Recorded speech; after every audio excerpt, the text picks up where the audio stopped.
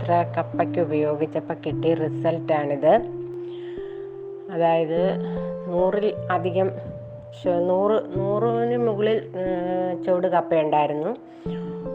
ഒരു കിഴങ്ങ് 4 കിലോ ഒക്കെ വെച്ചുണ്ടായിരുന്നു. ഇന്നലെ അത് പറിച്ച് കൊടുത്തു. 1300 കിലോ ഉണ്ടായിരുന്നു. ഭൂവസ്ത്ര 48 സെൻറ്റ് സ്ഥലത്തിനകത്ത് ഞാൻ 2 പാക്കറ്റ് ഭൂവസ്ത്രമാണ് ഉപയോഗിച്ചത്. വാഴയ്ക്ക് ഉപയോഗിച്ചു. വാഴയുടെ നടുക്കൂടെയാണ് കപ്പ നട്ടത്. അപ്പം ഭൂവസ്ത്രം ശരിക്കും കപ്പയ്ക്കും ഉപകാരപ്പെട്ടു. ഇപ്പോൾ വാഴയ്ക്ക് ഗ്രോ മാജിക്ക് കുത്തി വെച്ചിട്ടുമുണ്ട്. പിന്നെ 60 ദിവസമായപ്പം ഒന്ന് കുത്തിവെച്ചു. അതിനുശേഷം 90 ദിവസമായപ്പോൾ ഒന്നുകൂടെ കുത്തിവെച്ചു. ഒരു വാഴ കൊലച്ചു. ആ കൊലച്ച വാഴയ്ക്ക് കുമ്പം വന്ന സമയത്ത് വീണ്ടും ഇഞ്ചെക്റ്റ് ചെയ്തു ഗ്രോ മാജിക്ക്.